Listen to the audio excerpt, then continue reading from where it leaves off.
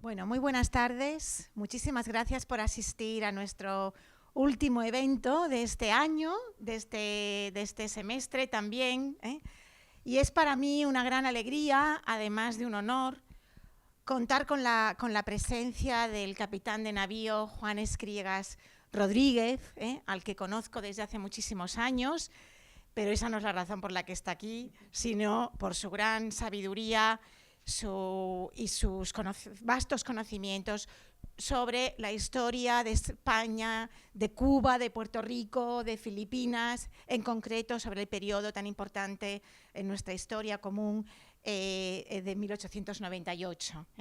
Voy a hacer una muy breve semblanza porque han venido a escucharle a él, pero sí me gustaría destacar que Juan Escrigas forma parte de la Armada Española desde 1982, ascendió ya al alférez de navío en el 87 y posteriormente no ha hecho más que, evidentemente, por un lado, ascender, actualmente es capitán de navío, pero además fomentar su erudición y, como decía, su conocimiento en historia. Es diplomado del Estado Mayor por la Escuela Superior de las Fuerzas Armadas Españolas, además de diplomado del Naval War College de Newport.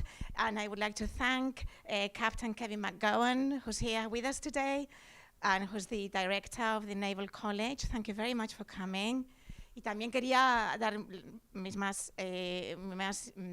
gracias especiales al cónsul general de España en Boston, don Fernando Álvar González. Muchas gracias por su asistencia una vez más en nuestros eventos.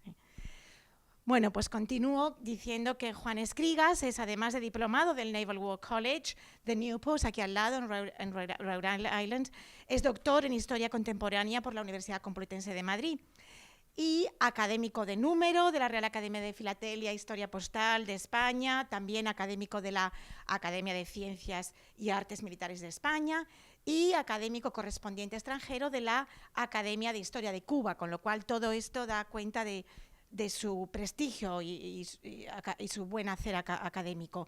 Ha dado, como se pueden imaginar, conferencias en numerosas universidades e instituciones, tanto en España como en Cuba y aquí en los Estados Unidos, y ha publicado numerosos libros y artículos relacionados pues, con las relaciones internacionales, con la historia de la Armada Española, con la Guerra Hispanoamericana de 1898 y también con la fotografía antigua y la filatelia naval. Y yo soy poseedora de un regalo que me acaba de hacer de este libro precioso, que les enseño, que luego se lo dejo ahí para si lo quieren ojear.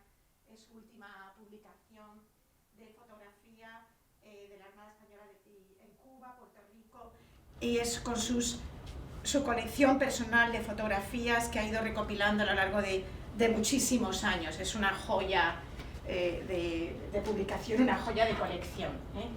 Bueno, pues ya termino diciendo que, como saben por el anuncio, actualmente Juan Escrigas es el agregado de nuestro país, el agregado de defensa en Atenas, llevando no solo Grecia, sino también Serbia, Croacia, Bosnia-Herzegovina y Albania.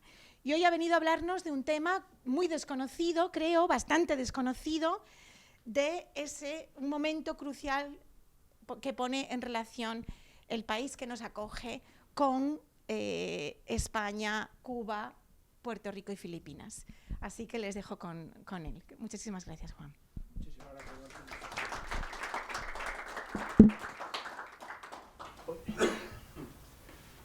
Bueno, intentaré no moverme mucho para poder hablar en el micro, porque la cosa es complicada. Marta, un millón de gracias por tu cariñosísima presentación. Somos amigos, como muy bien sabes, desde hace muchísimos años, queridos amigos, pero hoy estamos aquí por otra cosa. Para mí es un día realmente especial, muy especial. Ustedes pueden comprender que para un investigador, y más un investigador a tiempo parcial, como es mi caso, yo soy marino, llevo toda mi vida navegando, es muy complicado llegar aquí. Y haber podido venir a Harvard, a la meca del conocimiento del mundo. Ustedes están aquí, a lo mejor no lo sienten, pero los que estamos fuera sí lo sentimos. Es un verdadero honor y un verdadero placer. Es un día muy importante en mi vida, es un día que he querido compartir con amigos que están aquí sentados conmigo, que están aquí en los Estados Unidos. Y un día especial porque cierra un círculo. Alrededor de la conferencia vamos a ir viendo qué forma parte de ese círculo, qué cosas son parte de ese círculo y por qué ha sido importante en mi vida. El título de la conferencia: de Santiago de Cuba a Santander, el periplo de la escuadra de Cervera por la costa este de los Estados Unidos. Soy historiador y muchas veces los historiadores nos quedamos en los hechos. Simplemente marcamos hechos, sacamos conclusiones y ya no hay más a partir de ahí. Desde hace muchos años me dedico a la historia social de la Armada Española, a las personas, a lo que hay detrás de los hechos históricos, a lo que hay detrás de esas cosas. El 3 de julio de 1898 perdimos toda nuestra escuadra, 2.251 personas. Los hechos históricos muchas veces finalizan ahí. Es un punto de inflexión en la historia de España, es un punto de inflexión en la historia de los Estados Unidos, donde empieza su remontar como potencia mundial, pero para 2.251 familias significó mucho más. Y eso es lo que llevo estudiando toda mi vida. He ido desgranando una a una a las personas, a las familias, lo que pasó, cómo pasó y por qué pasó. Es un tema difícil. Es un tema difícil porque les tengo que decir que en principio yo empecé estudiando simplemente los hechos y las personas. Y me di cuenta que era un enfoque erróneo, muy erróneo. Yo soy autodidacta, toda mi vida navegando, todo lo que he estudiado lo he tenido que hacer por mí mismo. Navegando, y entonces tenía pocas influencias del exterior. Pero rápidamente me di cuenta que el análisis que estaba haciendo era muy parcial. Que para entender todo lo que estábamos haciendo, había que entender lo que pasaba en el mundo, lo que pasaba en España, lo que pasaba en los Estados Unidos, el por qué las cosas habían pasado así y el por qué se había actuado de esa manera. Y todo eso me hizo cambiar radicalmente la investigación. Pasó de ser una investigación de hechos, una investigación de qué es, a una investigación de por qué es, por qué pasó todo aquello y por qué dejó de pasar. Haré una pincelada muy rápida sobre todo esto para llegar a lo que realmente es mi conferencia, que es el periplo que tuvo la escuadra después de hundirse. E intentaremos seguir todo a lo largo de este periodo. Como pueden comprender, esto solo nace producto del cariño. Una obra de toda una vida solo puede nacer producto del cariño. Del inmenso cariño hacia tres naciones, la mía, España. Llevo sirviendo para España desde que nací y en la Armada Española 38 años. Como pueden comprender, no les puedo contar lo que siento por ellos. Otra nación, Cuba, a la que estoy inmensamente ligado por familia y por amistad con las personas en Cuba, con amistad con el pueblo de Cuba, con las personas que siempre que he ido allí me han tratado de una manera excelente y hemos podido compartir experiencias de todo lo que pasó en aquella guerra. Y por último, un país como los Estados Unidos, que me ha dado infinitas oportunidades a lo largo de mi vida, infinitas oportunidades en mi carrera y infinitas oportunidades de conocimiento y de formación.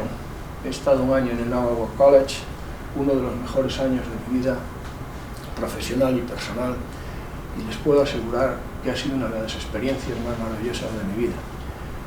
Y bueno, es de bien nacido ser agradecidos al gobierno de los Estados Unidos por haberme invitado, a la US Navy, a Naval War College, en particular, my dear friend Kevin, my director during the year. It was a wonderful year. It was the best year of my life, you know, sir. I told you a lot of times.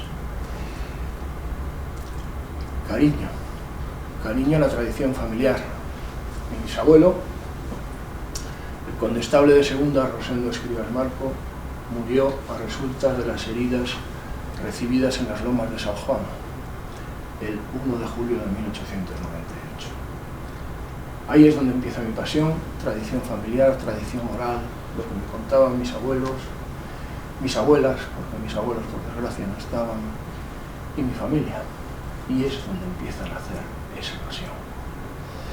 Pasión porque mi abuelo, Guillermo Rodríguez, también falleció en acto de servicio el 6 de marzo de 1938 en nuestra guerra civil a bordo del crucero Baleares.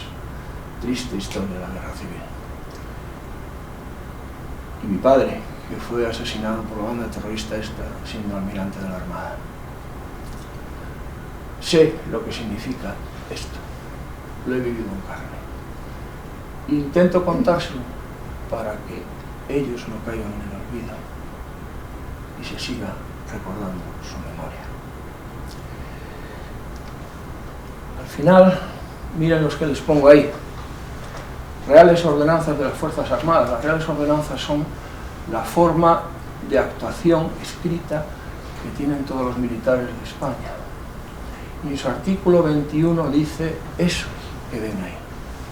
Los miembros de las Fuerzas Armadas se sentirán herederos y depositarios de la tradición militar española. El homenaje a los héroes que la forjaron y a todos los que entregaron su vida por España es un deber de gratitud y un motivo de estímulo para la continuación de su obra. Llevo 40 años con ese estímulo. Llevo 40 años intentando recordar estos eventos. Llevo 40 años y mi porqué ser historiador y mi porqué tener dos vidas nace de ese recuerdo a las personas, de ese cariño hacia aquellos que dieron su vida por España. Y intento transmitirlo en todo momento y en todo lugar. Y cada vez que puedo, pues seguiré en esta lucha. Dicho todo esto, empezamos. Una breve introducción. ¿Qué pasó en el 98? Tengo que hacer un análisis muy rápido porque esto me llevaría para darles 10 conferencias hablando sobre este asunto y sé que no estamos en el momento. ¿Qué pasaba en el 98? Internacionalmente, ¿qué pasaba en el 98? ¿De qué estamos hablando? Estamos hablando de una época de darwinismo social. Estamos hablando de una época de imperialismo. Una época en donde las naciones nacían, envejecían y morían. Y aquellas naciones viejas perdían sus posesiones y sus intereses en otros lugares. Y ese es el caso de España. Una nación vieja, 400 años llevábamos en América, moribunda, y una nación pujante, los Estados Unidos, con necesidad de crecer, con necesidad de abrirse al exterior, con necesidad de exportar sus mercancías, con necesidad de sacar todo lo que esta nación es. Y esa época es en la que nos encontramos. Choque de intereses nacionales de tres naciones, Estados Unidos, España y una nación pujante que estaba empezando a crecer y a formarse como era Cuba. Y en esa nos encontramos. Si vemos los intereses nacionales de España en aquel momento y los gradúo de mayor a menor, el primero era mantener la monarquía. Era necesario mantener nuestro sistema de gobierno, nuestra monarquía. Para ello era necesario, segundo interés nacional, mantener el sistema de gobierno que había en España, ese bipartidismo que se iba repartiendo años tras años, las elecciones iban yendo y viniendo. Y un tercer interés nacional eran nuestras colonias. No podíamos perder nuestras colonias. Perder nuestras colonias sin honor significaba que los otros dos intereses nacionales se derrumbarían solos. Se derrumbaría el sistema de gobierno y se derrumbaría la monarquía. Con lo cual era necesario luchar y era necesario pelear hasta la última gota de sangre. Lo dijeron las dos partes de los gobiernos, los liberales y los conservadores.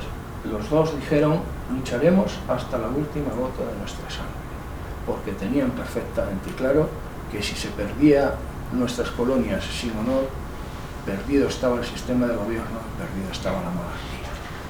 Y entonces hubo que poner toda la leña en el fuego, toda la sangre en el asador, toda la carne al asador para intentar salvarlo.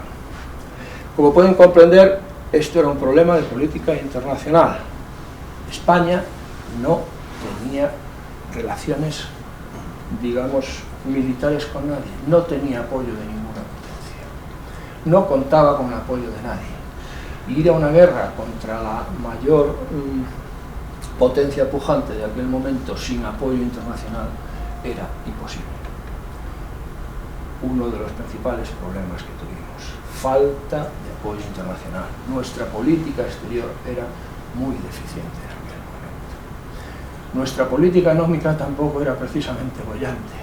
Y ya en el año 94 tuvimos que reducir nuestro gasto militar sabiendo lo que nos venía encima después. Las consecuencias fueron las que veremos. Nuestra política industrial, desastrosa. Nuestra política naval, caótica.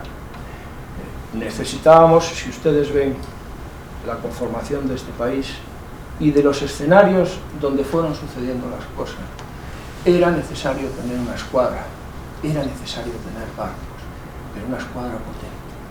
Una escuadra que nos permitiera trasladarnos desde España a donde hiciese falta y una escuadra que nos permitiese tener en nuestras colonias el mayor número de barcos para poder defenderlas. A lo largo de los últimos 40 años de ese siglo intentamos tener esas escuadras, intentamos tener ese tipo de escuadras y lo que conseguimos tener fue nada. En el año 98 no fuimos capaces de enviar escuadra de refuerzo a Filipinas. Políticamente no fuimos capaces de que pasasen el canal de Suez y militarmente la escuadra que mandamos a Cuba era muy inferior a la escuadra de los Estados Unidos. Luego era un problema que no tenía mucha solución, era un problema que resolver. Falta de política exterior, falta de política económica, falta de política industrial, falta de política naval. El resultado fue el que fue y que ahora veremos.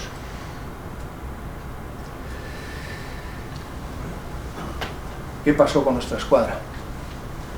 ¿Cómo teníamos dividida nuestra escuadra? Nuestros barcos estaban divididos principalmente los que estaban en Filipinas y en el apostadero de La Habana, en Cuba y en Puerto Rico. Eran barcos pequeños, eran barcos no útiles para la guerra con los Estados Unidos, eran barcos solo utilizables para bloquear cualquier entrada o intento de entrada de contrabando desde fuera y de armas desde los Estados Unidos. Era una armada no hecha para luchar contra la armada de los Estados Unidos, que había sufrido una inmensa modelación desde 1890. Los Estados Unidos llevaban pensando en qué iban a hacer con Cuba desde el nacimiento de Estados Unidos como nación. 1823, John Quincy Adams dijo abiertamente que Cuba era un problema de América. En algún momento o sería americano por absorción, o sería americano porque se lo quitarían a España, o sería americano por cuestiones económicas, pero iba a estar siempre dentro de la órbita americana. Y todo el siglo XIX es, bueno, un intento de España de que eso no sucediera, un intento que fue válido hasta 1890, pero cuando Estados Unidos empezó a tener, digamos, una marina potente, y cuando Estados Unidos resolvió su problema de la guerra de la secesión, pues como una fruta madura, Cuba cayó.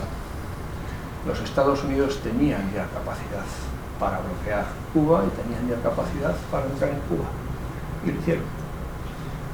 Recuerdo que no es un problema de buenos y malos, es un problema de intereses nacionales y de política internacional. Y no podemos sacar las conclusiones en el siglo XXI. Tenemos que trasladarnos al siglo XIX, entender lo que pasó en el siglo XIX y las conclusiones que saquemos en el siglo XIX traerlas. Y en el siglo XIX era lícito hacer estas cosas. Y aquellas naciones que no podían defender sus colonias, las perdían. España tenía 3 escuadras, la que les dije, de Filipinas y de Cuba. Tenía la escuadra de instrucción, que era la escuadra grande, la escuadra fuerte, la escuadra de Cervera, la escuadra que se trasladó a Cuba, y tenía una escuadra de reserva que estaba en España. Esta es la escuadra de instrucción en 1898 en Cartagena. Se intentaron hacer las cosas. El poder naval de una nación es el producto de 3 factores fundamentales. El primer factor son los buques. El segundo factor son las bases navales y los arsenales para construir esos buques. Y el tercer parte del producto son las dotaciones. Cuando una de las 3 partes de ese producto tiende a cero, peligrosamente el producto final tiende a cero, y es cero. Y en el 98 nos encontramos que los buques que teníamos no eran los adecuados, que nuestras bases y arsenales estaban en un estado calamitoso y que nuestras dotaciones no tenían instrucción. Luego, cuando los 3 factores del producto tienden a cero, el resultado es cero, que fue en 1898, un auténtico desastre. No teníamos instrucción y adiestramiento, y en la foto anterior, esto es Cervera, se hizo cargo en octubre de la escuadra y lo primero que hizo fue intentar que los buques se adiestraran. Los concentró en Santa Pola, se hicieron maniobras, después fueron a Cartagena, bueno, una serie de periplos mundiales. Al final, los sucesos del 98, pues debido a una serie de concatenación de cuestiones con los Estados Unidos, dieron que el 25 de abril de 1898 los Estados Unidos declararan la guerra a España, con carácter retroactivo al día 21 de abril, y comenzase la guerra con los Estados Unidos. Los Estados Unidos ya había hecho movimientos importantes de sus fuerzas. Había hecho movimientos para posicionar a una escuadra en Europa, la tenía en Portugal. Y la tenía en Portugal para actuar como una escuadra en potencia, una fleet in beam, que dicen los americanos, para no dejar moverse a los buques españoles. Tenía preposicionados buques en La Habana, en Maine. Tenía preposicionados buques en Hong Kong, una escuadra esperando en Hong Kong para ir a Filipinas a atacar a los buques españoles. Y por supuesto en toda la costa de los Estados Unidos tenía todos sus buques y sus bases preparadas para la guerra. La guerra no se prepara en un día. Desde el año 1890 se estaba preparando la guerra con España. La US Navy llevaba planeando la guerra con España 8 años antes. Tuve la suerte de estar en el Naval War College un año. Esa guerra se preparó desde el Naval War College. Desde ese lugar donde yo estuve estudiando un año, se preparó toda la guerra. Se preparó. Y se preparó por medio de vosotros, de los estudiantes. Se fueron haciendo juegos de la guerra, de las cosas que se podían ir haciendo con la flota española. De cómo se podía tomar Cuba, de cómo se podía tomar Filipinas, de cuáles iban a ser los movimientos de unos y de otros, y se llegaron a conclusiones que se llevaron a cabo en 1898. Here we have Kevin. Kevin opened all the archives in the Naval War College for me. I was a year searching and researching, and doing, not only in the Naval War College in Washington DC and so on, and I found a lot of very, very interesting things, a lot of things that we're doing during these years. Mahan was planning that 8 years ago. 8 years ago. So, when you have clear what you want to do, cuando tienes claro lo que quieres hacer, cuando tienes inmensamente claro cuál va a ser tu estrategia, cuando tu nación tiene muy claro desde hace 100 años cuál es la estrategia de la nación hacia un lugar, eso se ve. Los Estados Unidos tenían una estrategia de 100 años, trabajada, meditada. Mucha gente estaba detrás de todos estos movimientos. Y en España a esto solo pusimos estrategias parciales, parches. Fuimos parcheando todas estas opciones que los Estados Unidos iban teniendo. Y bueno, los españoles no somos precisamente los que mejor planeamos nuestras acciones. Somos muy rápidos planeando, pero no los hacemos con mucho tiempo. Y eso llevó a que los Estados Unidos pasase por encima de España como un tsunami. Como un tsunami. ¿Por qué? Porque sabía lo que tenía que hacer. Tenía un tempo de las operaciones, tenía un ritmo pensado de lo que estaba haciendo. Y España solo iba intentando salvar las cuestiones que iban saliendo de aquí y de allá.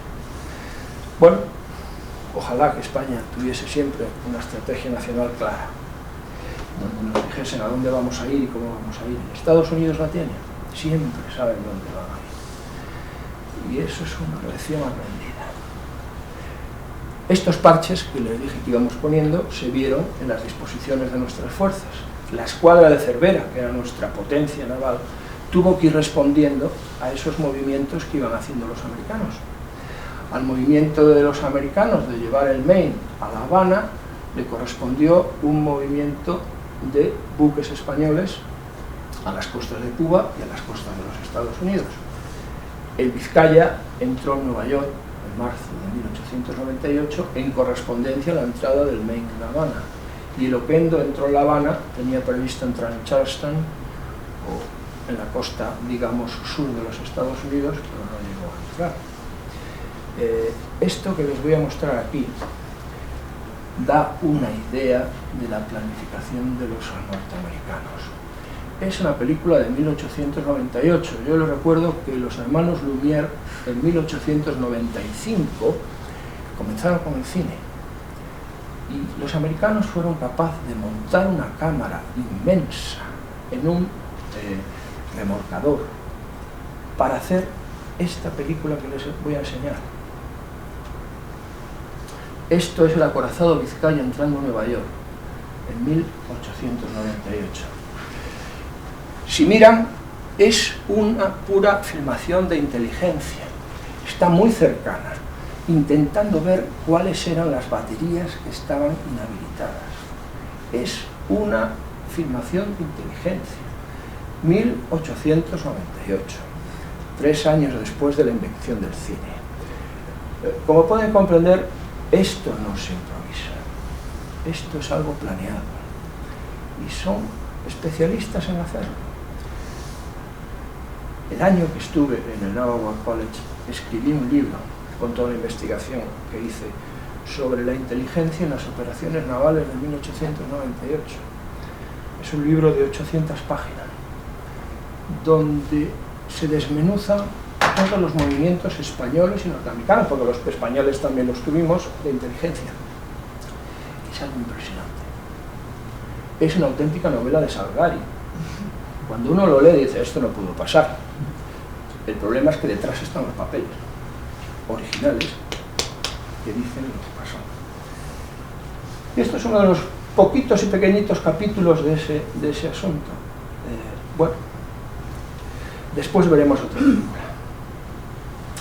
La escuadra salió, en principio estuvieron en Cádiz, se reunieron todos en Cabo Verde, el Vizcaya y el Oquendo, como les dije, estaban en Norteamérica y tuvieron que navegar hasta Cabo Verde, y el 29 de abril del 98 la escuadra española salió de Cabo Verde con rumbo a Cuba. La palabra clave es algo para el norte. Les recuerdo que para las personas de Sudamérica el norte es Estados Unidos, es algo para el norte. Y bueno,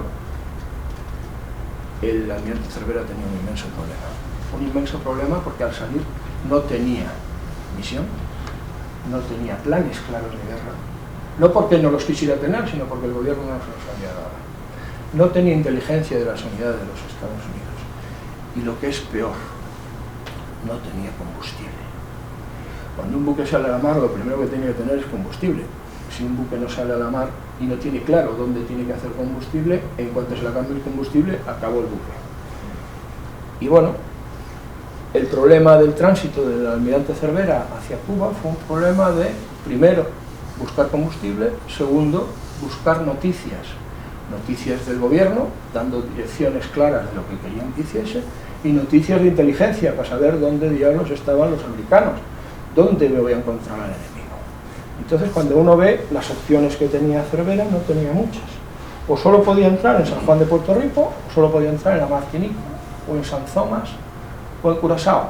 ¿Por qué? Porque eran los únicos sitios que tenían cable, 1898, cable telegráfico, y porque eran los sitios donde les habían prometido tener carbón, San Juan de Puerto Rico, Curazao y Martinica.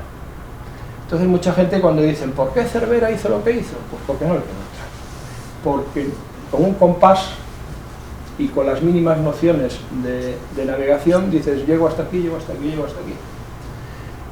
En principio los americanos los estaban esperando en San Juan de Puerto Rico, que era el lugar lógico de entrada, ya que era español. Los estaban esperando el 12 de mayo de 1898, los norteamericanos bombardearon San Juan de Puerto Rico, esperando a Cervera. Ese mismo día, Cervera estaba entrando en la Martinica. Entró por abajo, en vez de San Juan de Puerto Rico, se fue por abajo a la Martinica. En la Martinica no tenía inteligencia y no tenía petróleo. Petróleo no, carbón en aquel entonces.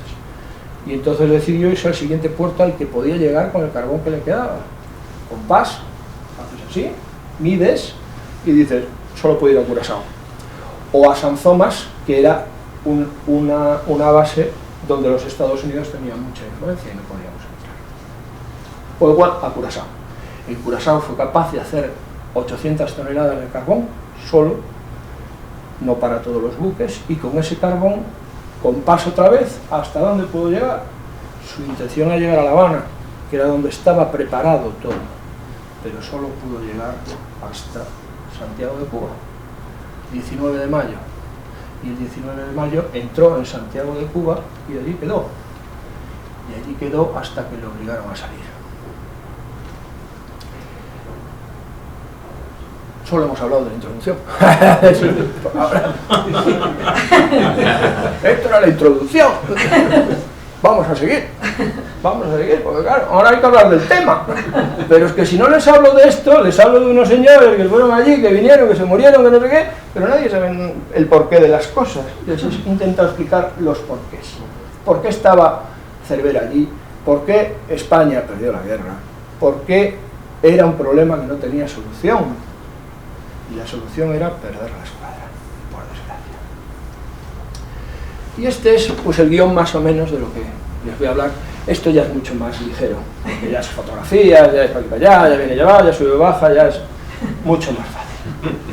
3 de julio 1898. El almirante Cervera tenía a su escuadra en tierra, a sus marineros en tierra, luchando contra los americanos que ya habían desembarcado en Cuba. Le obligaron a embarcar a todas sus dotaciones, entre ellos mi bisabuelo, que había muerto en tierra el 1 de julio, bueno, murió un poco después, pero le habían herido el 1 de julio, le obligaron a embarcar y a salir a la mar. Abiertamente, salga usted a la mar. El problema es que había un bloqueo de buques americanos, inmensamente superior a la escuadra de Cervera. Ellos tenían perfectamente claro que iban a morir, lo tenían perfectamente claro, pero no duraron ni un segundo en que tenían que salir. Y si tenían que morir, tenían que morir. Zafarrancho de combate, el hecho es que de los 2.251 miembros de la escuadra no hubo ni una sola deserción. Todos salieron a la mar sabiendo que iban a morir, de una u otra manera. Después veremos los números de lo que pasó, pero el hecho es que sabían que iban a morir. A las 9:30 de la mañana, 3 de julio de 1898, tocan zafarrancho de combate para salir a la mar. Y salen uno tras otro los buques de la escuadra. Tuvieron que salir en fila, y la única manera de salir de la bahía de Santiago, Cuba, si alguno la conoce, es en fila, porque no hay otra manera. No hay manera de salir juntos, porque es que no hay manera de manejar los barcos de esa manera. Hay un bajo al final de la bahía que tienes que hacer una caída y después volver a caer. El plan era, él iba en el Infanta María Teresa, que era el buque insignia de los españoles. La idea era que se cebasen en su buque, salir él contra los buques norteamericanos, que los buques norteamericanos intentasen cebarse en él y después que fuesen saliendo todos los barcos detrás de él a la mayor velocidad posible para intentar alcanzar La Habana. Sabían que era imposible que esto resultara, pero había que intentarlo. Y así fue. A las 10 de la mañana, el Infanta María Teresa se perdía, incendiado y semi-hundido. Mucha gente me pregunta, ¿y por qué se tiraron a costa? Porque todos los buques se tiraron a costa. En la Armada Española, las reales ordenanzas que había en aquel momento decían que si un almirante o un mando cree que ya no puede luchar más y que va a perder su buque o que ya lo ha perdido, que intente tirarse contra la costa e intente destrozar su barco para que no pueda ser de útil al enemigo, y que intente tirar los cierres de los cañones al agua para que no puedan ser utilizados. Y eso es lo que hizo el almirante.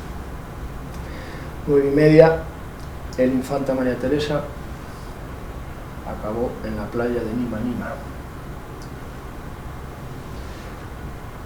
Media hora después, el Oquendo acabó en la siguiente playa, en la playa de Juan González. El furor y el terror, el furor y el Plutón. El furor fue el único buque que hundieron los americanos y se hundió pues apenas a 5 millas de la salida de Santiago de Cuba. Y el Plutón acabó en la playa de Mar Verde, en Boicabón, en la punta que se llama Boicabón, acabó allí hundido. El Vizcaya acabó en la playa del Aserradero, a unas 15 millas de la salida de Santiago de Cuba, y el Colón acabó a 42 millas en la desembocadura del río Tarquino, hundido también. Todos los buques hundidos. Lo que ya se sabía antes de salir de España, que si nos iban a obligar a ir a Cuba y íbamos a perder toda la escuadra, fue lo que pasó. El problema es que iba gente, personas, familias. De los 66 que iban embarcados en el furor, murieron 22.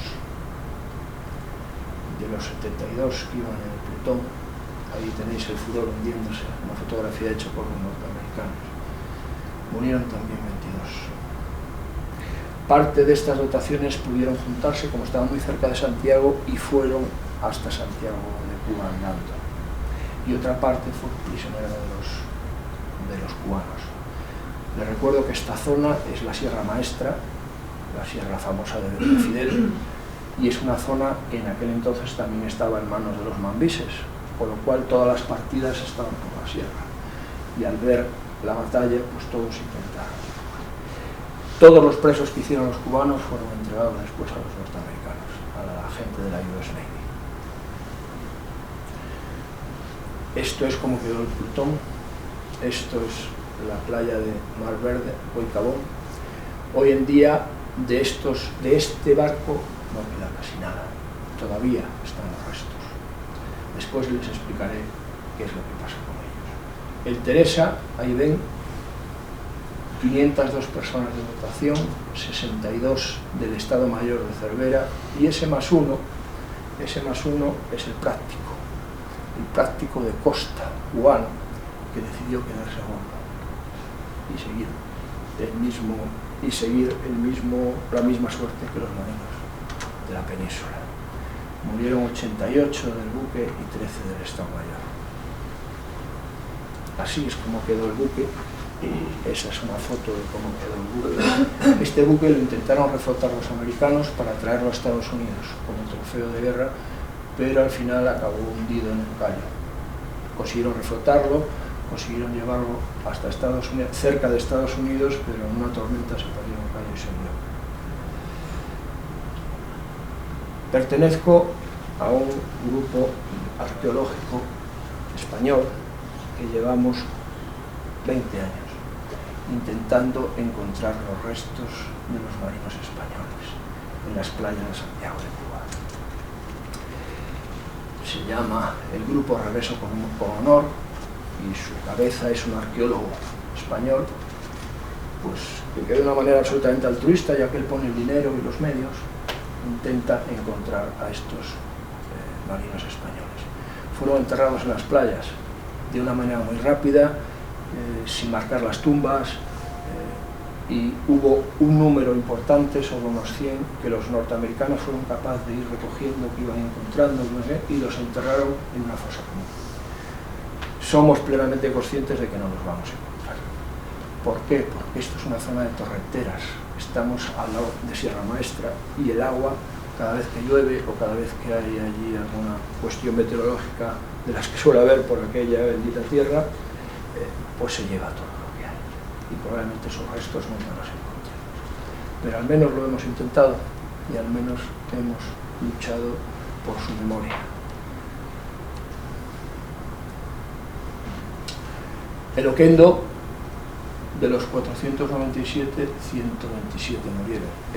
Estas fotos que les pongo son los intentos que hicimos, los lugares donde estuvimos buscando los restos en su momento. Así es como quedó el buque. Esto es una búsqueda, un momento de la búsqueda en las playas, cuando el radar nos daba algún tipo de sensación de que hubiese haber huesos humanos o alguna cuestión así. Si se fijan, aquí, a ver si aquí. Esta es una zona que estuvimos buscando porque es una zona donde posiblemente los americanos hubiesen enterrado a los españoles. Y es una zona, como ven, hay personas aquí trabajando y aquí donde pudiésemos, pero no fuimos capaces de encontrarlos. Eso es un momento solo después. Recuérdame Vizcaya, 1898, entrando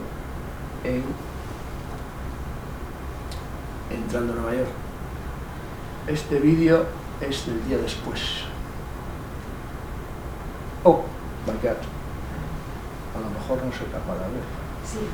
Abajo. Abajo. Ya está. Ya se deja. Es el día después. Que el barco que entraba en Nueva York, esto es como quedó. Otra vez, los medios que desplegaron los Estados Unidos, pues, dan una idea. Si hubiese mejor solución, en algún momento se ve que está humeando, es decir, es el día siguiente de la pérdida del buque. Del Colón murieron pocos en el combate, murió solo uno, ya que fue el barco más rápido, era un barco nuevo. El problema es que no tenía montajes grandes, no tenía montajes de 26 centímetros. Y era un barco recién entregado a la Armada, que tenía mucha velocidad, pero tenía carbón bueno hasta 2 horas después de salir. A partir de ahí empezaron a quemar carbón malo, les bajó la velocidad, los americanos los alcanzaron y otra vez. Por eso se fue 45 millas más para allá. Así es como quedó el Colón y estos son los restos en la actualidad. Y aquí me tienen a mí. El año 2015, la primera vez que un marino español se hacía una foto en los restos de la escuadra. Los restos continúan allí, en Santiago de Cuba. Excepto los del Teresa, que los americanos intentaron llevarlos a los Estados Unidos, el resto continúa aquí. Esta foto está hecha desde la playa Juan González, en Santiago de Cuba. Y eso que ven ahí son los restos de Oquendo. Cuba ha hecho de todo el parque arqueológico de la escuadra de Cervera un monumento nacional.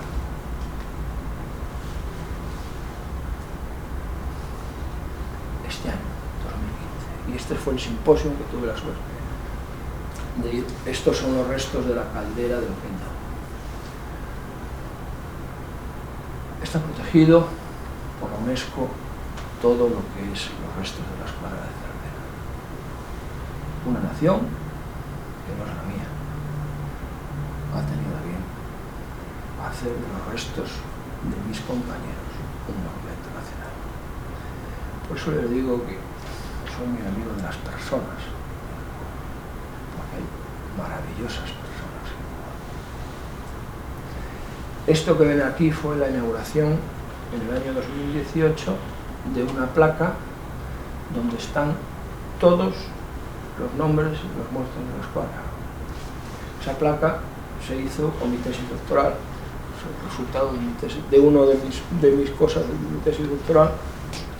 El que ven a la izquierda es el embajador español y el que ven a la derecha la brigada militar. y el que hace la foto soy yo. Bueno, hemos hablado de los que murieron y los que no murieron. Hubo muchos que no murieron. Una parte fue capaz de volver a Santiago de Cuba y acabaron en el campamento de San Juan, 193 personas. Aquí los tienen. El campamento de San Juan es en las colinas de San Juan, en Santiago de Cuba. Otra parte fue presa de los mambises. Aquí ven una foto que en principio yo creí que era mentira, pero no es mentira, es realidad. Estos dos son dos marineros españoles muertos. Muertos no por los mambises, sino por el combate. Y la mayor parte de la escuadra fue presa de los americanos. Todos los buques americanos participaron en el sabotaje de los marinos españoles. Absolutamente todos los que participaron en el combate después participaron en el salvamento. Esto que me ven aquí son un grupo de españoles que el día después de que todos fueron recogidos aparecieron en alguna de las playas. Este bote que ven aquí es un bote de periodistas norteamericanos y como ven están desnudos. La mar desnuda cuando se naufraga, quita la ropa. Y esta es la realidad de esa guerra.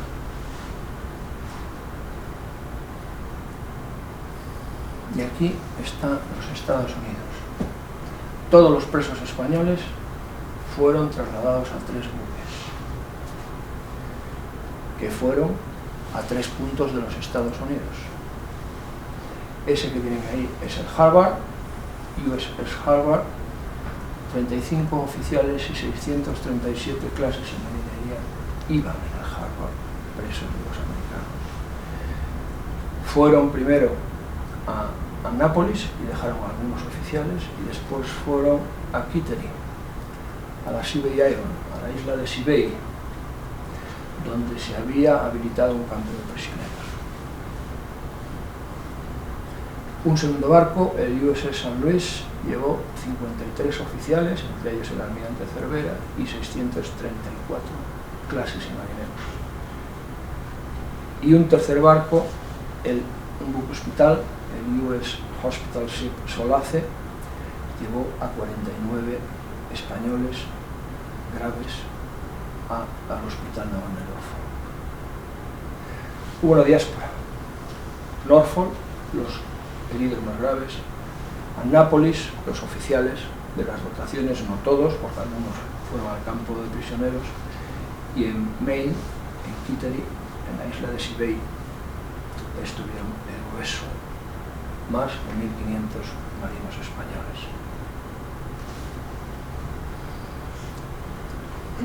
Oh.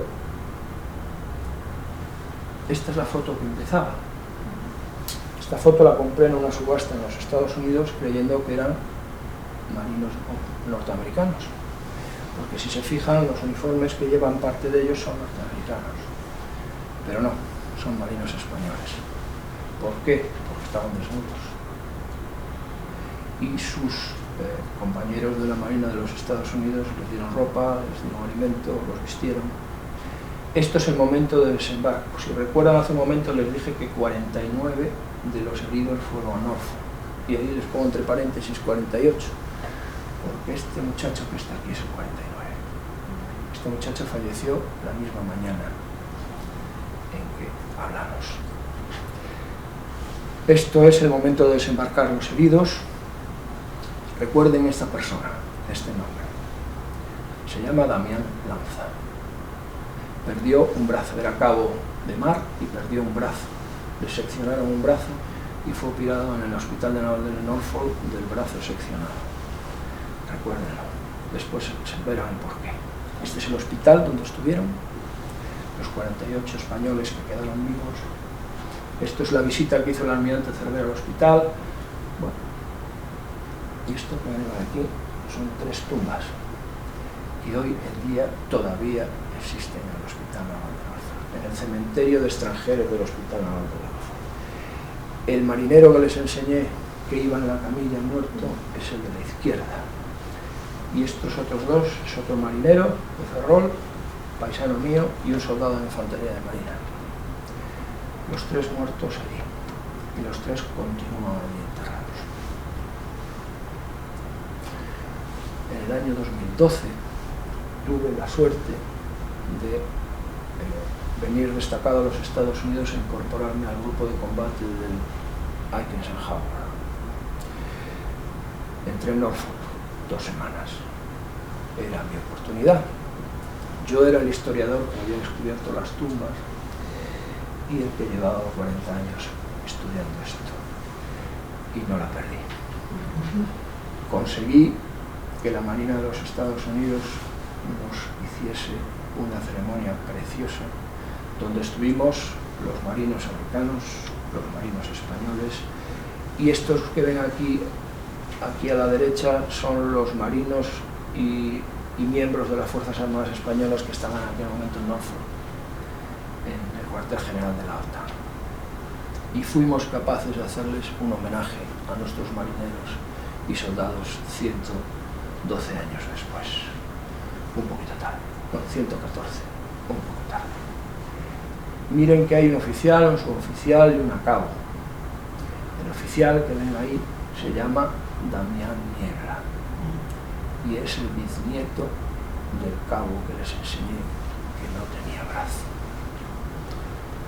Cuando le enseñé la foto de su bisabuelo, por supuesto se emocionó mucho porque no sabía que existía esa foto, y mucho más se emocionó cuando fue capaz de poner una corona a los muertos de la escuadra. Para un historiador marino que lleva toda la vida navegando, este momento de su vida fue importante. Importante pues porque conseguí unir muchas de mis pasiones y empezar a cerrar un círculo que había empezado con el estudio, que continuamos cerrando. 3 años después, la fragata Méndez Núñez hizo el mismo homenaje. Y en enero de este año, la fragata, la otra era la Cristóbal Colón, la fragata Méndez Núñez hizo el mismo homenaje. Ya se ha convertido en una tradición de la Armada Española. Cualquier buque que entra en Norfolk hace un homenaje a nuestros marineros. Y ven ustedes que también es una tradición que la Armada de los Estados Unidos, la US Navy, participa siempre en ese homenaje. Annápolis fueron 79 oficiales y 14 marineros que eran un poco los ayudantes de los oficiales, los que nos ayudaban en las labores de todos los días. Ven que están la mayoría de paisano con las ropas que les regaló la US Navy porque se habían quedado sin nada. El almirante Cervera, cuando embarcó en el buque americano, el USS Iowa, embarcó desnudo, embarcó en calzoncillos, con perdón. Y toda la ropa y todo lo que le dieron se lo robaron. Estos son todos los oficiales que estuvieron allí presos. Y estos son diferentes momentos de fotos de mi colección que he ido encontrando a lo largo de los infinitos años. ¿Y qué pasó con el resto? Acabaron aquí. Aquí ven una islita muy chiquita, Sibey Island. Esto es Kittery.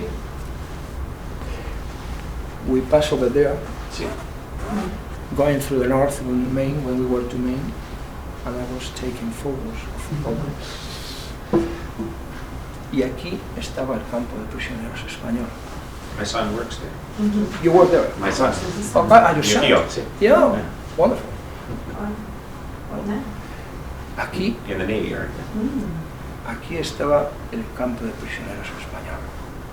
Aquí hubo 1.600 prisioneros de la Armada Española. Eso se hicieron una serie de barracones, porque claro, se tuvo que construir todo sobre la marcha. Se hicieron barracones de madera. Ahora, después hubo una prisión, antes había una prisión, después hubo una prisión de los Estados Unidos, demolieron todo esto y hubo una prisión de los Estados Unidos, de esto ya no queda nada. Queda una cosa que ahora se las enseñaré. Y estos son los barracones y esto era el comedor donde estaban los marinos españoles. Este es el momento de desembarcar en la isla de Sibey. Esto es el momento de enterrar o de sepultar en la mar a 2 marinos españoles.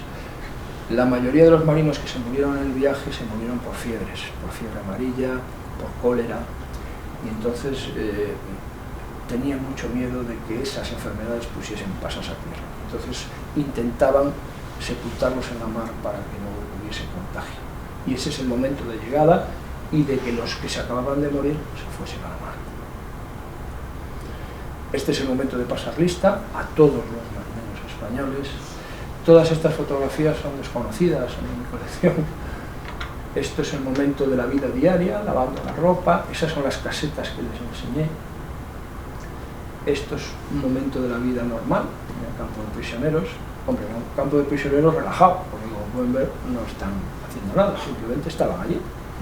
Esto es la caseta donde hicieron un hospital de campaña, porque muchos llegaron enfermos de fiebres y demás, y de hecho 31 de los presos murieron allí, de fiebres, de vómito negro. Ahora veremos. Esto es una foto de los enfermeros españoles y enfermeros norteamericanos que atendían ese hospital. Bueno, y aquí hay una foto muy curiosa. Es una foto, como todas las que les he enseñado, pero si se fijan ustedes, aquí hay un niño. Well, what happens? ¿Qué hace un niño en un campo de prisioneros? Es lo primero que dije, bueno, pues era un niño americano, hijo de alguno de los jefes del campo de prisioneros, pues hizo una foto. No. Este niño, recuerdo que el Cervera estuvo en Curazao, que fue donde hizo carbón.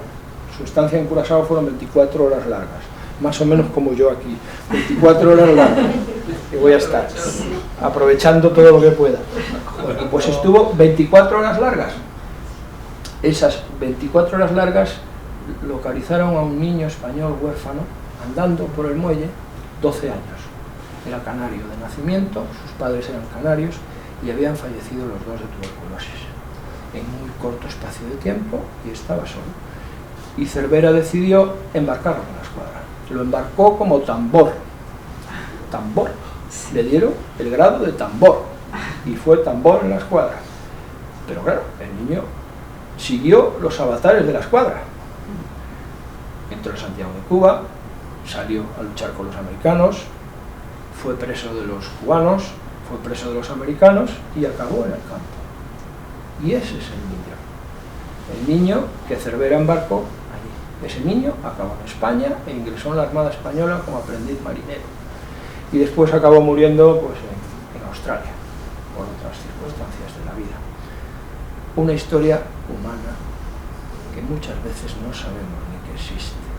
Nadie sabía que había pasado esto, porque nadie había estudiado nada de esto. Este otro señor que ven aquí, ¿y qué tiene que ver?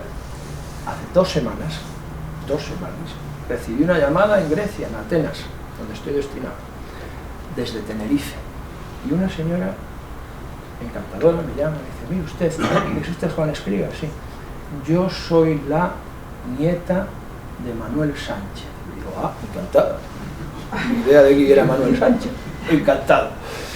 Y me dice, me imagino que no se acordará aquí, y digo, no, bueno, este chico que está aquí es Manuel Sánchez. Manuel Sánchez fue un héroe. Manuel Sánchez el día 2 de julio, el bombardeo que hicieron los norteamericanos en Santiago, a la escuadra dentro, un pepino, una bala, de este tamaño y de este grosor de los norteamericanos cayó en cubierta. Y él la cogió con sus manos, hirviendo, y la tiró al agua. Podía tener carga explosiva, podía tener una espoleta, no le importó. La cogió y la tiró al agua. Este señor que están ahí, que ven ustedes, le dieron la Cruz Laureada de San Fernando, que es la más importante condecoración que se da en España, a un acto de valor. Ellos querían saber qué había pasado con él. Y me llamaron. Una familia maravillosa. ¿Me podría usted ayudar? Y digo, con todo el cariño del mundo. Tengo una base de datos de cada uno y entonces les fui dando datos, fueron buscando por aquí y por allá. Bueno, van a escribir un libro sobre su bisabuelo, sobre su abuelo, sobre Manuel Sánchez. Historias humanas de familias que llegan hasta hoy.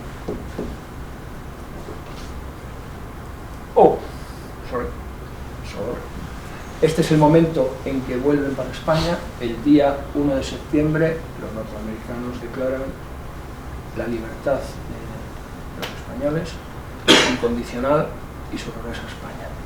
Y comienza el regreso a España. El día 10 de septiembre embarcaron en un buque, en un buque inglés, en el City of Rome, y llegaron a Santander el 20 y tantos.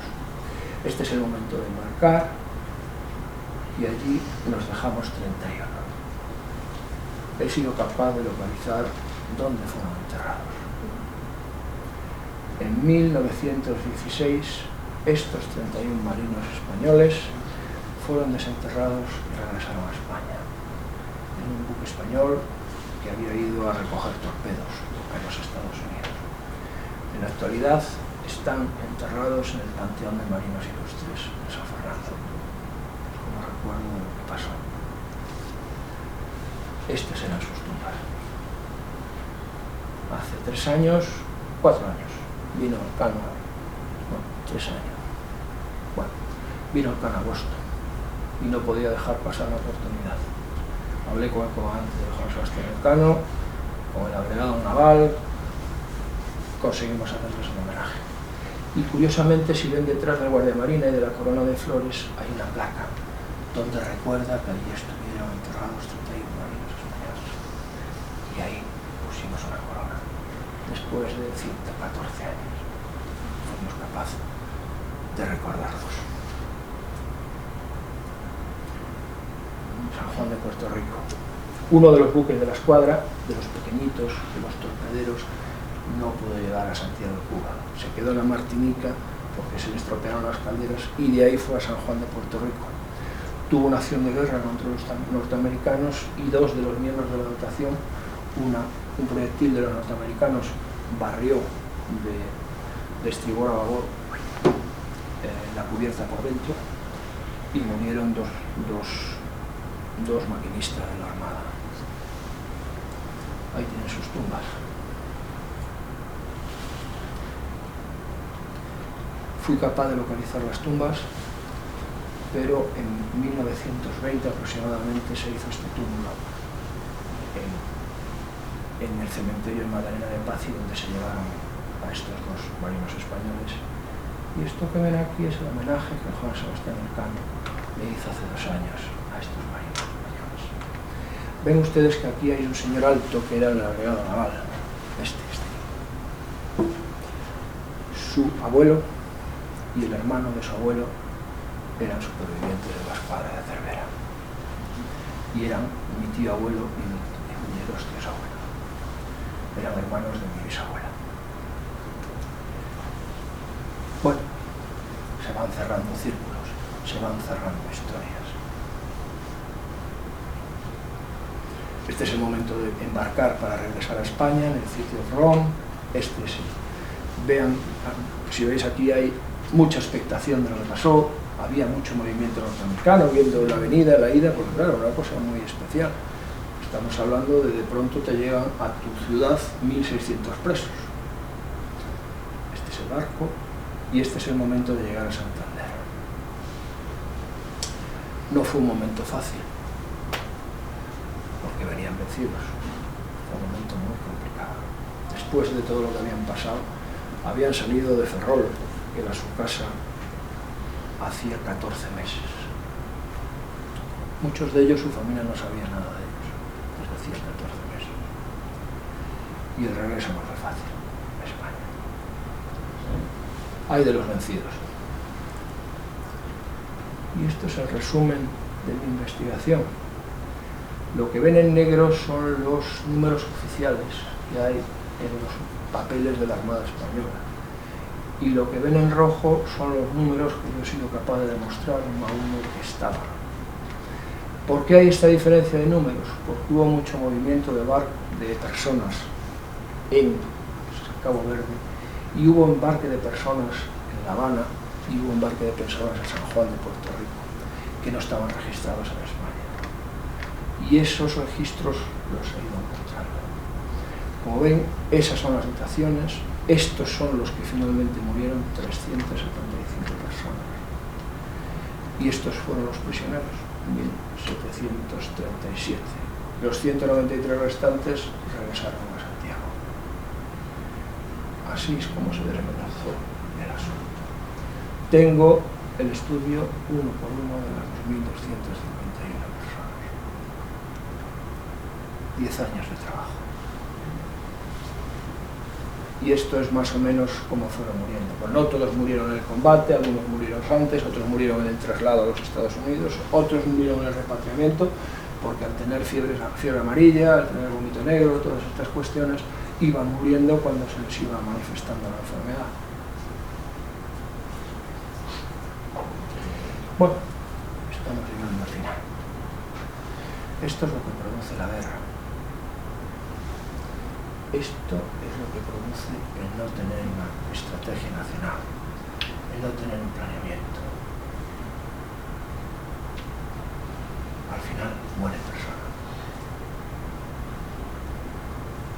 Mueren personas que van todas juntas, oficiales, clases, marinería. Esto que les he enseñado aquí es un intento de cerrar este círculo. Otro momento para cerrar este círculo fue el 3 de julio del 2015, donde dos españoles que ven ahí, este señor que ven a su izquierda es un bisnieto del almirante Cervera y el que ven a su derecha es un buzo catalán que es experto en todos los pecios de la escuadra de Cervera. Pusieron una corona de flores e inauguraron un monumento submarino en el Parque Arqueológico de Santiago de Cuba, en recuerdo de los muertos de la escuadra de Cervera. Continuamos cerrando el círculo. Y esto que ven aquí es la primera foto, is the first photography that I take when I go to Naval College. We're talking 2 years and a half ago. If you look at this, at the left, you see the actual Naval College. The right, you see the museum, was the first Naval College.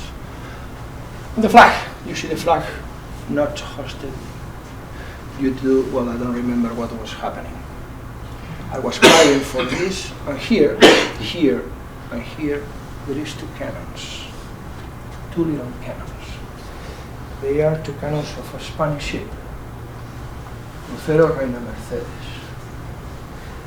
My great-grandfather was a crew of the Reina Mercedes during these events. So you can understand that I continues closing the circle. This is the place where all was planned. This was the ship of my great-grandfather. So, sometimes we have nice, I don't know what to say, issues in your life that makes you at least think, why? Y esto es el cierre final del círculo. Hace 3 semanas Sus Majestades los Reyes visitaron Cuba. Este es el momento en que Su Majestad el Rey Felipe VI hace un homenaje a los marinos españoles de la escuadra de Cervera. La primera vez que un rey español visitaba Cuba oficialmente, su padre había visitado Cuba pero en otra cuestión,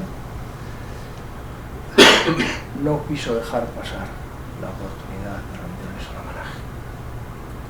Ven que están acompañados de los marinos, el almirante es el jefe del cuarto militar de Su Majestad y este es su ayudante personal. Fue un momento también muy importante para mí. Yo preparé un poco toda esta cuestión. Y nada más. ¿Recuerdan cuando empecé? Yo les dije un artículo de las Reales Ordenanzas de las Fuerzas Armadas.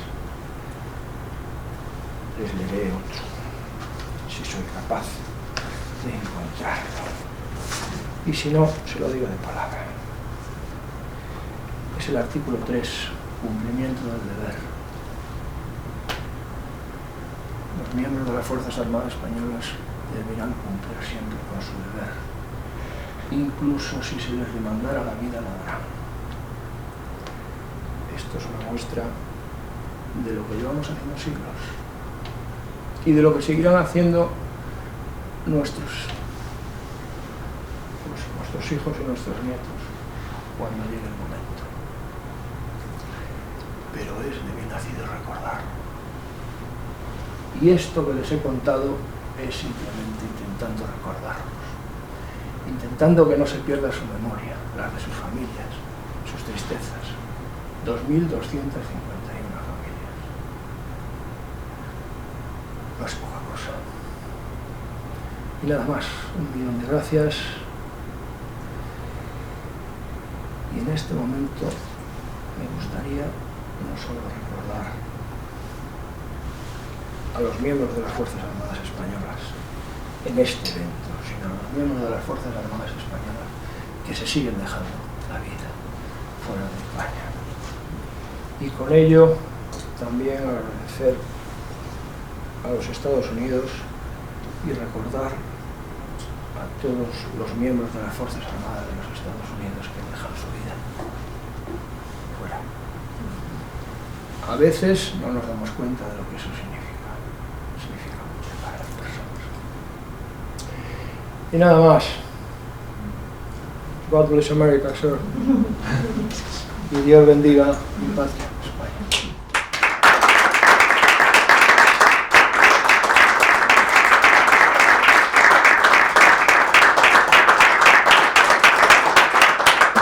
Muchísimas gracias, Juan, por esta conferencia tan emocionante, además de enriquecedora para todos nosotros.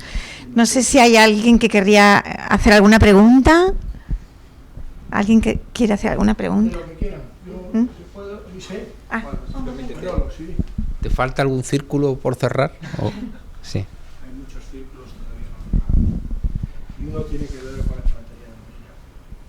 La infantería marina lucha en tierra. Y intento convencer a algún compañero de infantería marina que tú conoces muy bien, historiador también, que ha sido alumno mío y que fui director de su tesis doctoral, para que haga una historia de infantería marina que no está hecha. Bueno, eso es un círculo que me queda sin cerrar. Y hay muchos círculos en España, muchos sitios que me he visitado, muchas personas que todavía no he visto. Durante más de 30 años he estado visitando personas mayores, y cada vez quedan menos. Nietos, bisnietos de los asilos, en las casas, porque son los que tienen aún algo de memoria viva, son los que se recuerdan algo. Y he encontrado más de 40 testimonios reales, escritos de lo que allí pasó, que no se conocen. Me queda poder publicarlos y poder sacarlo a la luz y que se vea, que se conozca. Bueno, es parte de nuestra historia. Y me queda algo muy importante, y es encontrar dónde está enterrado mi bisabuelo, y no lo sé. No he sido capaz de encontrarlo a pesar de que he contado con toda la ayuda de las autoridades cubanas, de las españolas, he estado en Santiago 3 veces, no sé dónde está enterrado. Lo sospecho. En el cementerio de Santa Efigenia hay un mausoleo de los españoles allí muertos, en Santiago de Cuba, en San Juan y en el Caney. Deben estar ahí, pero no lo sé, no tengo la certeza absoluta. Me queda por cerrar algún pequeño círculo, se irá cerrando. Muchas gracias, ha sido muy interesante y muy, no sé, muy humano, conmovedor. Le quería hacer una pregunta un poco quizás polémica. En las escuelas de Estados Unidos, en los libros de historia dicen que los españoles hundieron el Maine. Y creo que en los libros de historia de España dicen que los americanos ellos mismos hundieron su propio barco. ¿Usted podría añadir algo? Si no quiere o no puede. No se preocupe, que nada de lo que voy a decir no se puede demostrar, con lo cual lo que voy a decir pues es, mire, es un tema inmensamente, es un tema, como pueden comprender, inmensamente controvertido, muy difícil de investigar. Si uno piensa quién pudo, caso de que no fuese un accidente, que es la primera posibilidad que tenemos que tener en cuenta, accidente que sucedió, ¿quién pudo haber hecho algo en el Maine? En primer lugar, los españoles. En segundo lugar, los propios norteamericanos. Y en tercer lugar, los cubanos. Si tú empiezas a investigar, dices, y además se pudo hacer desde fuera del barco y desde dentro del barco. Si tú empiezas a pensar las posibilidades, dices, vamos a ver, los españoles no tuvieron ningún beneficio con el movimiento del Maine. Todo lo contrario. Todo fueron perjuicios para los españoles significó que Estados Unidos entrase en la guerra. Significó el momento de cambio de punto de inflexión. Y significó que se le echara encima la mayor potencia del mundo. Por lo cual, poco puede sacar. Los cubanos podían tener interés en hacerlo. Podrían tener interés. Tenían los medios. Estamos hablando del siglo XIX, de la necesidad de poner una carga submarina en el barco, o en el interior, haciendo carbón, o cualquier cuestión. Los Estados Unidos, a mí me resulta muy difícil pensar que esto lo puede hacer. Los Estados Unidos tenían ya muy claro que iban a entrar en guerra. No necesitaban que iban a entrar de todas formas. Ya estaba decidido desde hacía mucho tiempo. Les cuento. En mi investigación he encontrado muchas cosas que se desconocen, que estarán en mi libro sobre la inteligencia naval. Hay un papel en el Palacio Real español, escrito a lápiz. Es una nota informativa no firmada que le hacen a la reina española. Existían canales de comunicación directos entre la reina y el presidente de los Estados Unidos, no controlados por casi nadie, solo por sus ayudantes más cercanos. Esos canales directos pasaban por un director de un periódico americano que hablaba directamente con el presidente de los Estados Unidos en nombre de España. Esa nota informativa le dice que ha sido pasado a nuestra gente en los Estados Unidos los 3 puntos que a continuación se hacen. España, la reina, lo que le decía al presidente de los Estados Unidos es que España ya había hecho todo lo que le pedía a Estados Unidos para no entrar en guerra. Estamos hablando del 1 de enero.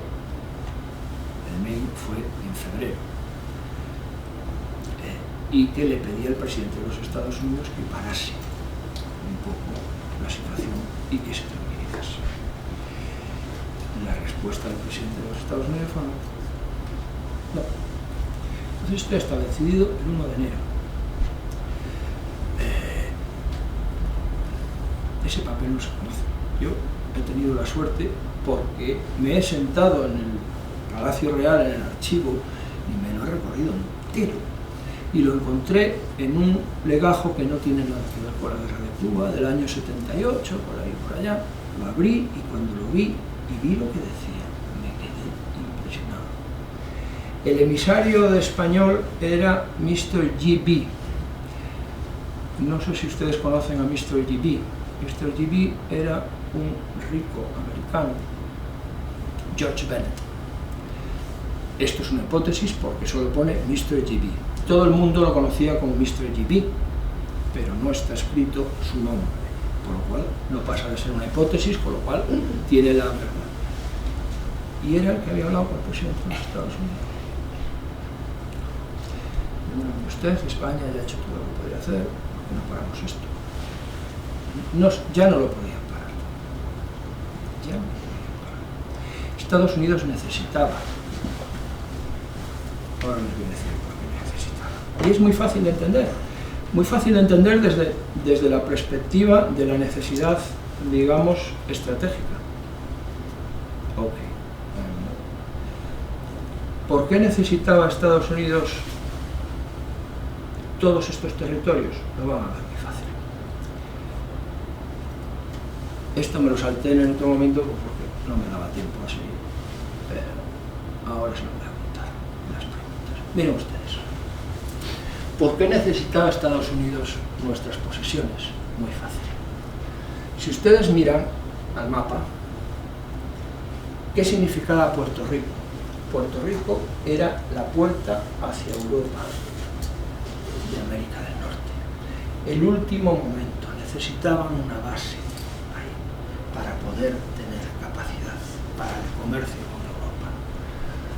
¿Por qué querían Cuba? Porque controlaban todo el Caribe. Guantánamo era su objetivo y continúa siendo su objetivo. ¿No? Sigue siendo bajo el control americano. Control del norte y del sur. Tenían control del Caribe, control del aire de Europa. En esa misma estrategia estaba Panamá. Se abrió unos años después Panamá, control del estrecho de Panamá para unir las dos costas de los Estados Unidos y poder comerciar en esta costa de los Estados Unidos. ¿Por qué necesitaban nuestras posesiones en el Pacífico? Porque para saltar al Pacífico necesitaban bases. Y tenían la isla de Guam, las Carolinas y Filipinas. En principio, Filipinas solo lo querían, en principio, en los planes iniciales lo necesitaban para hacer una base. En Filipinas, avanzada hacia China y hacia Japón, y hacia todo lo que era el comercio de Asia. ¿Qué pasa? Que los ingleses se lo dijeron muy claro. Machotes, Filipinas o es tuya o es mía, pero nunca hay otro país. ¿Por qué? Porque es que había estas 6 potencias interesadas en Filipinas. Había 6 escuadras cuando España se rindió a los Estados Unidos en Filipinas. Había 6 escuadras en Manila, todos viendo a ver qué movimientos había. Alemania, Japón, Holanda, todo el mundo estaba detrás porque Filipinas era muy necesario para el comercio. ¿Qué pasaba con Alemania? Que era la que tenía, digamos, mayor capacidad. Ya había intentado hacerse con bases españolas en las Carolinas en 1885, no pudo, y ahora necesitaba Filipinas. ¿Por qué? Para extender su comercio hacia China y hacia Japón y hacia el Asia. Y los ingleses se lo dijeron a los americanos, o tú o yo. Nunca Alemania, porque Alemania no sube los aranceles. Y esto no lo puede controlar Alemania. Entonces los americanos, que son eminentemente prácticos, dijeron, pues o tú o yo, yo. Si ustedes ven las negociaciones del Tratado de París, que fue el tratado de rendición, ven que hay un cambio en septiembre del 36 de la política de los Estados Unidos. Los Estados Unidos, en principio, más o menos no estaban interesados en Filipinas, pero a partir de septiembre del 98 el interés es máximo. Esto es nuestro. ¿Por qué? Porque había ganado con Gran Bretaña. O tuyo o mío. Nunca de los alemanes. La política internacional se dirime en muchos campos. Y la guerra es solo uno de ellos. Y existen otros campos de comercio, donde se dirimen estas cosas. Entonces, vemos que en el año 98, cuando los Estados Unidos ya fueron capaces de unir sus dos costas y de crear una nación como nación fija, tenían un Producto Interior Bruto que se les salía por las costas, porque necesitaban sacar todo eso de los Estados Unidos.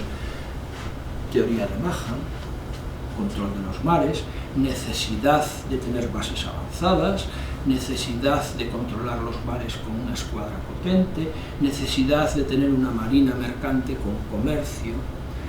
Es una estrategia nacional clara. Ellos, Estados Unidos, necesitaba estallar como nación. y estalló. Es así, la historia nos enseña muchas cosas. Claro, nos enseña con la visión de allí. Tenemos que tener la visión del 98, porque claro, lo piensas así, dices el 98.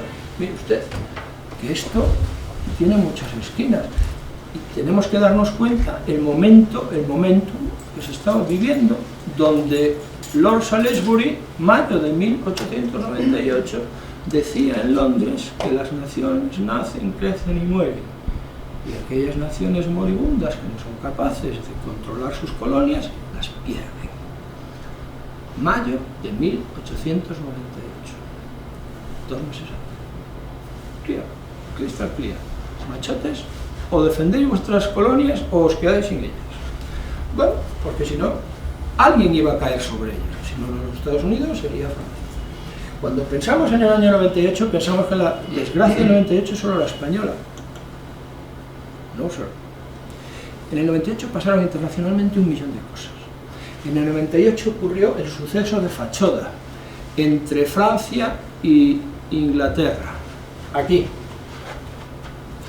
para el control del Nilo, donde los ingleses le dijeron a los franceses que tararí que le vi, que eso era suyo, y que ni de broma. Año 95, los portugueses intentaron unir las dos costas y los ingleses le dijeron que tararí que te vi.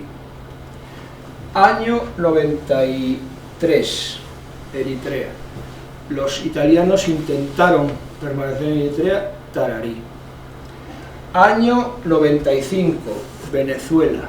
Los ingleses intentaron hacerse y trasladar la frontera de Venezuela y los Estados Unidos le dijo que en América los americanos, que tararí. Era la política internacional. No era solo España, no era un problema de que España era, no, era un problema de que todo el globo estaba en esa dinámica.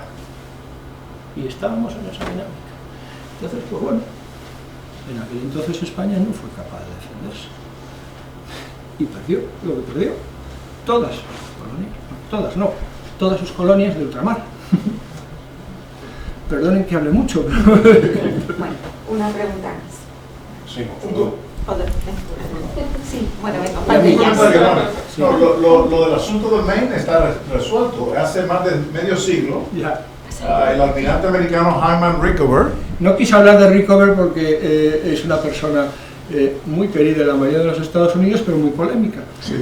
bueno, el padre de los submarinos nucleares americanos, llevó a cabo un estudio y su conclusión fue que fue una combustión espontánea. Externa, que fue una explosión interna, pero Sí. claro, los que no quieren revisar esta cuestión dicen sí, pero esa explosión interna pudo ser también culpa de España y culpa de Cuba, porque le metieron el explosivo cuando hizo carbón en los Estados Unidos. O sea, hay respuesta, por eso no me quiero meter en esa dinámica, porque todo el mundo tiene su respuesta y su contrarrespuesta. Lo que sí está claro, y lo dijo don Theodore Roosevelt, no lo dijo un cualquiera, lo dijo el que después sería presidente de los Estados Unidos, en el año 1902, dijo algo así de que, bueno, de que tenemos que considerar de que si alguna vez hubo algo, no se va a encontrar. Y no se va a encontrar. No va a haber evidencias físicas. Podemos decir que si fue una explosión interna, externa, pero automáticamente te salta una nueva, porque después vinieron 2 programas diciendo que sí, que pudo ser una explosión interna, pero pudo haber sido. Entonces, no es un tema que me apasione grandemente. Nada, no, muchísimas gracias. La verdad es que me ha parecido muy interesante y un poco la secuencia de lo que tú indicas, sobre todo en materia de política internacional. Yo creo que tiene ahí hay otro punto de inflexión muy importante dentro de lo que es la historia de España y la historia naval de España, que yo encuentro que es Trafalgar. Es decir, a partir de Trafalgar, yo no sé qué es lo que pasa, porque digan lo que digan, España no perdió tantos barcos en Trafalgar. Yo se lo cuento. Vale. Vamos a ver, Trafalgar. Existen 2 puntos de inflexión en el siglo XIX. Los 2 acaban en 8. 1808 en Trafalgar, 1805 y 1898. ¿Y por qué digo 1808? Trafalgar fue un claro punto de inflexión para la Armada Española, pero no por las pérdidas. Al final, haciendo balance, perdimos 5 navíos. Y perdimos 10 y ganamos 5 de los franceses, con lo cual perdimos 5 navíos. El problema no fue ese. El problema fue que a partir de Trafalgar se concatenaron una serie de cuestiones que nos llevó a nuestra guerra, a la guerra con los franceses. ¿Qué significó la guerra con los franceses? El fin de la Armada Española, como la habíamos conocido hasta ahora. Si recuerdan, les dije que el poder naval de una nación era producto de 3 factores: los barcos, los arsenales y las dotaciones. ¿Qué pasó en la guerra de independencia? Que perdimos los 3. Perdimos los barcos. ¿Por qué? Todos los barcos firmamos un convenio con los ingleses, un tratado. Entre las cosas que se decían en ese tratado es que los ingleses iban a cuidar de la Armada Española, iban a intentar que la Armada Española no sufriera. ¿Pero qué fue lo que hicieron? Los ingleses no daban una puntada sin hilo nunca, ni una puntada sin hilo. Todas las puntadas van bien derechas. Bueno, ¿qué hicieron? Concentraron la Armada Española en Cádiz y concentraron los arsenales, lo que había en los arsenales de España, en Cartagena, en Ferrol, lo concentraron en Cádiz y dejaron que los buques se quedasen en Cádiz y solo dejaban salir los buques que traían dinero de América. ¿Qué consiguieron con esto? Las dotaciones dejaron de luchar. Las dotaciones se desembarcaron a tierra para luchar contra los franceses, porque no teníamos gente para luchar contra los franceses, y se desembarcaron a tierra. Perdemos uno de los factores. Los buques se fueron perdiendo. Si usted mira los buques, yo tengo hecho el estudio, los buques que se fueron perdiendo a lo largo de la guerra de independencia, es impresionante, pero impresionante la caída brutal de la Armada Española. Y por supuesto nos quedamos sin arsenales. Concentraron todo en Cádiz y Cádiz los ingleses lo dejaron morir. De manera que consiguieron que España, lo que no habían conseguido en 2 siglos luchando en la mar, lo consiguieron por un convenio, luchando en tierra. Esos 3 productos, esos 3 factores se fueron a cero y necesitamos 45 años para volver a construir buques en España, buques de cierto porte. El siguiente navío se construyó en el año 45, año 45. Con lo cual consiguieron borrarnos de los mares. ¿Cuál era el motivo de este borrarnos de los mares? El control económico de América, de la América no norteamericana, de la América española.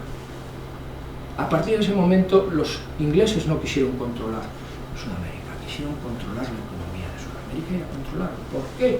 Porque ya no había armada española para defender aquello, ni había.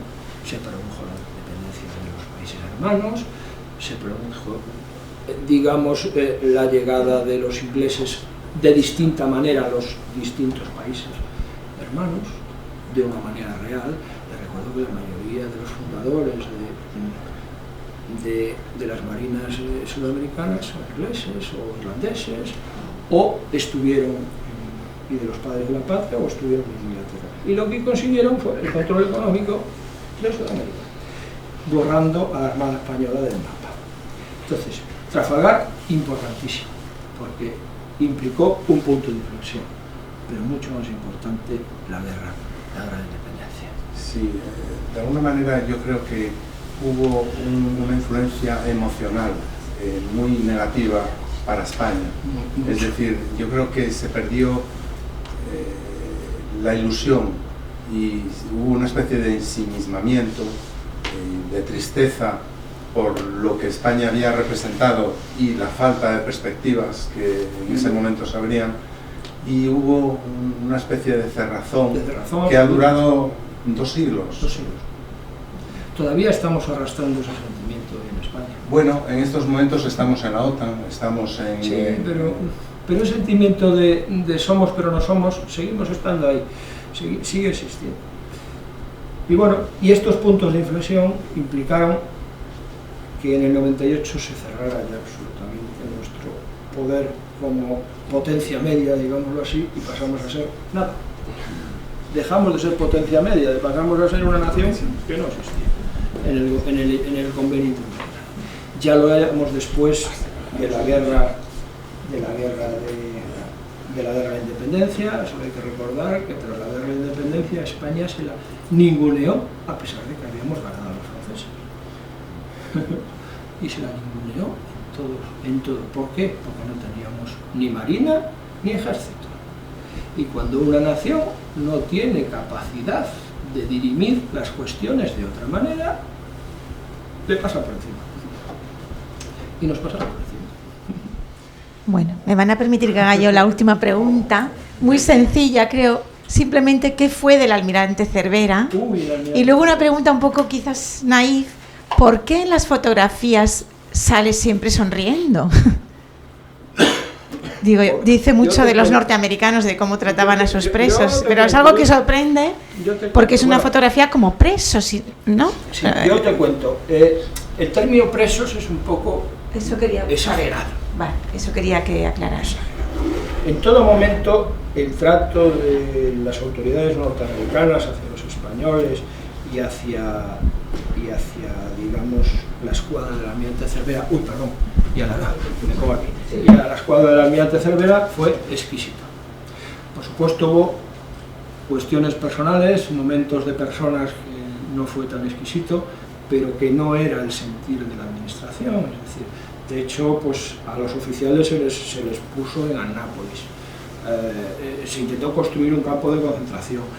El cariño que se les dio en el Hospital Naval de Norfolk fue impresionante. El propio almirante Cervera fue allí a agradecerlo. Esa foto que les dije, Cervera fue al hospital, fue a agradecer el trato que se les había dado a los españoles. En aquel momento, para los norteamericanos, el almirante Cervera era un héroe. Era un héroe. Cosa que en España, bueno, ¿por qué? Porque vieron que dio todo lo que podía dar. Salir a navegar y salir a morir. Cuando un buque sale a la mar no hay una muerte selectiva, muere el que muere. En este caso murieron 375, pero entre ellos podía haber sido el propio almirante, porque los tiros son para todo el mundo, no discriminan grados. Y entonces, para la Marina de los Estados Unidos, para Estados Unidos fue un héroe. De hecho, le hicieron muchos homenajes cuando volvió a España.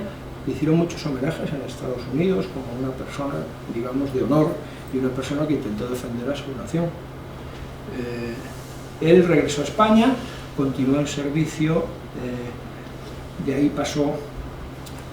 primero pasó por una corte, digamos, penal, donde se dirimieron si había tenido culpa o no, salió exonerado, publicó un libro con todas sus memorias, digamos, de todo lo que había pasado. Fue almirante del Arsenal de Ferrol, si no recuerdo mal. Después estuvo en Madrid destinado, se retiró y murió más o menos en el año 20 en Portugal. Y ahora mismo está enterrado en el Panteón de Marinos Ilustres. La Armada Española no olvidó a esta gente. A pesar de todo lo que les he dicho, nunca olvidó a esta gente. De hecho, muchos barcos de la Armada se han llamado como héroes de la escuadra. No solo oficiales, sino clases y marinería han tenido nombres en la Armada Española, buques. Es más, si recuerdan que el otro día me llamó la señora esta de Tenerife, que le dije, Manuel Sánchez, el chico ese que vive ahí, bueno, pues hoy en día existe un buque de la Armada Española que se llama Manuel Sánchez. Es una lancha de instrucción que está en la escuela de contramaestre, él era contramaestre, está en la escuela de contramaestre de la Armada y se sigue llamando como aquella persona que fue un héroe en el año 98. Es decir, siguió habiendo, digamos, y sigue habiendo pues, un recuerdo maravilloso. Bueno, en la Armada Española hubo un cisma importante, porque claro, perder una guerra es muy complicado, y perder perder una escuadra y toda la escuadra mucho más. Y entonces hubo un cisma de aquellos que estaban a favor del almirante Cervera, aquellos que estaban en contra. Bueno, la historia y el tiempo fue poniendo las cosas en su sitio. Y ya le digo, 25 años después había muchísimos buques de la Armada que se llamaban como Eras. Teníamos el almirante Cervera, que era un crucero, teníamos el Villamil, capitán de navío Villamil, que murió también en el Plutón, era un destructor.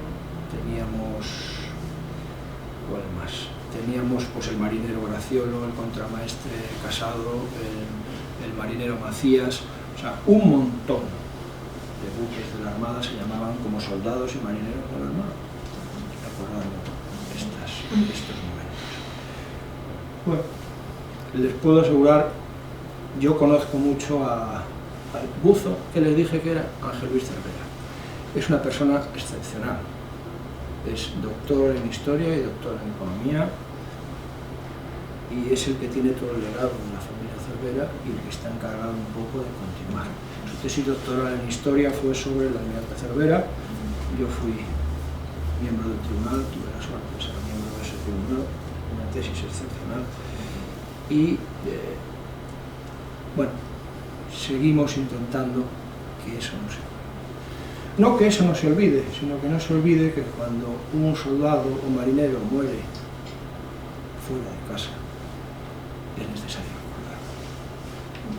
Porque para nuestra gente, para nuestros soldados, para nuestros marineros, este tipo de actos que se hacen es muy importante.